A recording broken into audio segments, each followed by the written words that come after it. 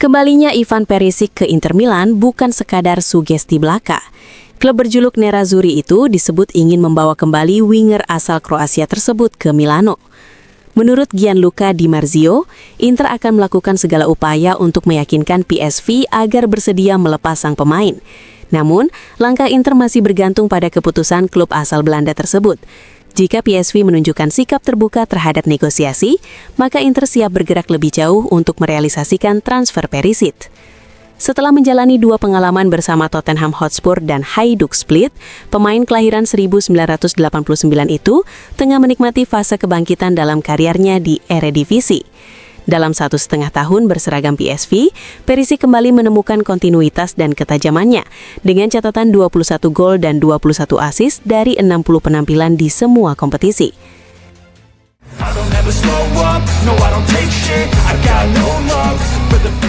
Tuttosport menyebut kondisi Inter Milan saat ini sebagai allergia da big atau kesulitan saat menghadapi tim-tim besar. Atletico Madrid, Liverpool, dan Arsenal disejajarkan dengan Milan, Napoli, serta Juventus sebagai lawan-lawan yang memberi masalah bagi Nerazzurri. Namun, kekalahan dari Arsenal dinilai sebagai yang paling jelas, berbeda dengan 2 kekalahan sebelumnya di Liga Champions yang baru ditentukan pada menit-menit akhir. Dalam laga tersebut, Arsenal disebut tidak pernah memberi kesan bahwa pertandingan bisa berakhir imbang. Sejak awal hingga akhir, tim asal Inggris itu dinilai menguasai jalannya laga. Absennya Hakan Çalhanoğlu juga terasa sangat signifikan dalam permainan Inter. Kini, untuk bisa lolos langsung ke babak 16 besar Liga Champions, Inter dituntut meraih kemenangan atas Borussia Dortmund di Signal Iduna Park. Selain itu, Nerazzurri juga harus berharap pada hasil-hasil menguntungkan dari pertandingan lain. Selain Mikel Arteta, sosok lain yang disebut sebagai pemenang dari hasil pertandingan tersebut adalah Massimiliano Allegri. Jika skenario tertentu terjadi, Allegri berpotensi menghadapi lawan yang harus bermain setiap 3 hari, termasuk pada bulan Februari.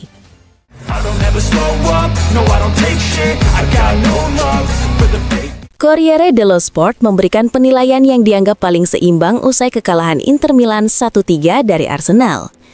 Media tersebut menegaskan bahwa The Gunners kembali membuktikan diri sebagai salah satu kekuatan utama di Eropa, namun Inter dinilai mampu tampil setara. Arsenal menegaskan diri sebagai kapal perang Eropa, tetapi Inter berada di level yang sama. Mereka kalah namun tidak didominasi. Bahkan di pertengahan babak kedua, Inter tampak memiliki kekuatan untuk merebut hasil imbang, tulis Score Sport.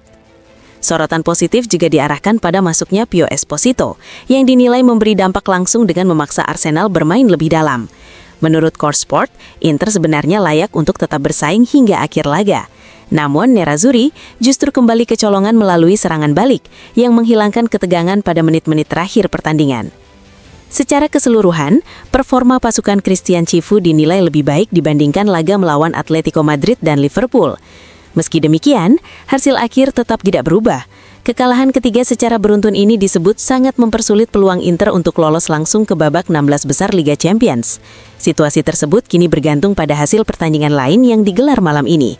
Namun, satu hal tetap pasti, Inter harus meraih kemenangan di kandang Borussia Dortmund pekan depan. Tantangan itu disebut sulit, tetapi tidak mustahil.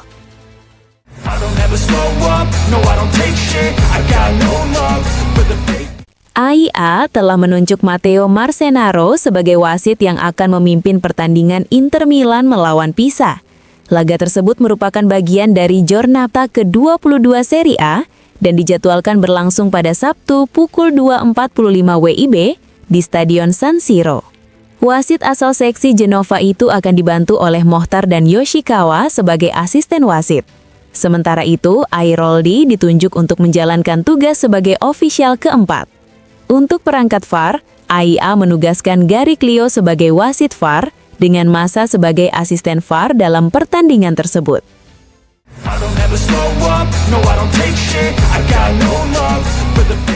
Salah satu catatan positif dari kekalahan Inter Milan atas Arsenal adalah penampilan Pio Esposito. Performa penyerang muda tersebut menuai banyak reaksi di media sosial, baik dari penggemar Inggris maupun dari negara lain, yang menunjukkan tingginya apresiasi terhadap kualitasnya di level internasional. Sport Mediaset menghimpun sejumlah komentar yang beredar di media sosial. Sebuah ancaman, apakah Esposito ini dijual? Hingga dia terlihat seperti penyerang yang diinginkan Arteta, menjadi beberapa di antaranya. Apresiasi juga datang dari Spanyol. Seorang pengguna menulis, "Kami membutuhkannya di Barcelona." Sementara komentar lain bahkan membandingkan Pio Esposito dengan mantan striker AC Milan, Olivier Giroud.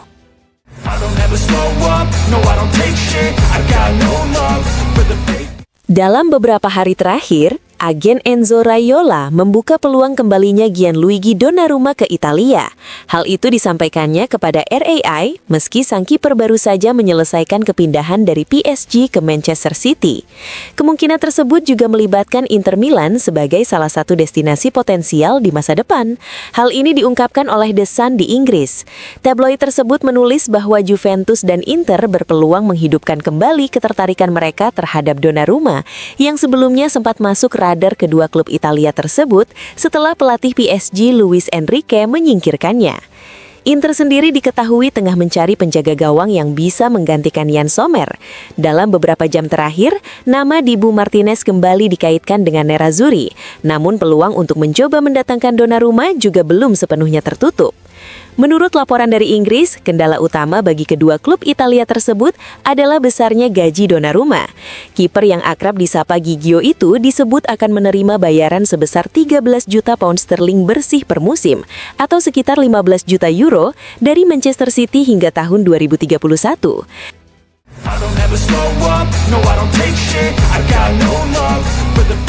Goran Pandev mendedikasikan analisis singkatnya di Sky Sport terhadap laga Inter Milan kontra Arsenal pada penampilan Petar Sucic dan Pio Esposito. Di tengah malam yang dinilai negatif bagi Nerazzurri, mantan penyerang Inter itu menilai kedua pemain muda tersebut menunjukkan perkembangan yang sangat positif. Dalam sebuah malam yang buruk untuk Inter, kita melihat dua pemain muda yang sedang tumbuh dengan baik seperti mereka. Mereka sudah menjadi elemen penting bagi grup ini dan beradaptasi dengan sangat baik, ujar Pandev.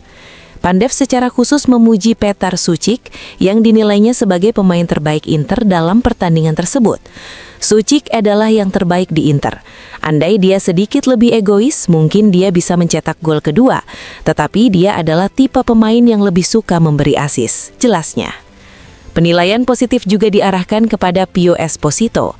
Menurut Pandev, striker muda tersebut tampil penuh determinasi.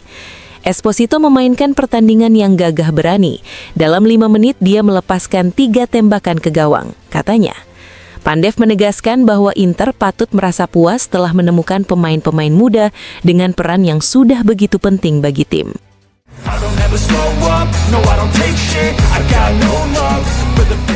Dari studio Sky Sport, Zvonimir Boban memberikan pandangannya terkait penerapan skema 3-5-2 oleh Inter Milan serta kesulitan yang muncul saat menghadapi Arsenal. Menurut Boban, Inter merupakan tim yang sangat baik dalam mengaplikasikan sistem tersebut, yang selama ini telah memberikan banyak hasil positif. Saya pikir Inter adalah tim terbaik dalam menerapkan skema ini, dan itu telah membawa banyak hasil. Sudah tepat untuk terus berada di jalur ini, ujar Boban. Namun, Boban menilai laga melawan Arsenal menunjukkan perbedaan yang bisa diberikan oleh sistem dengan 4 bek sejajar. Ia menyoroti aspek jarak antar lini dan keseimbangan tim. Dalam pertandingan seperti ini terlihat perbedaan dengan apa yang bisa ditawarkan oleh pertahanan 4 bek. Jaraknya berbeda, tim menjadi jauh lebih pendek dan di sisi lapangan selalu ada 2 pemain untuk menutup, jelasnya. Boban menambahkan bahwa keunggulan sistem tersebut tampak jelas dalam pertandingan itu. Ia juga berbagi pengalaman pribadinya saat bermain dengan berbagai formasi. Saya bermain dengan banyak sistem, dari 3-5-2 ke 4-4-2 di Milan hingga 4-3-3. Saya tahu betapa beratnya bagi gelandang tengah untuk berlari dan menutup sisi karena posisi mereka tidak selalu sempurna, katanya. Meski demikian, Boban menegaskan bahwa Inter tetap sangat piawai memainkan 3-5-2 dan kemenangan bisa diraih dengan berbagai sistem. Inter melakukannya dengan sangat baik, dan dengan sistem apapun Anda bisa menang. Tetapi setelah pertandingan ini, bagi saya menjadi jelas betapa lebih mudahnya bermain dalam sistem di mana jaraknya berbeda, tutup Boban.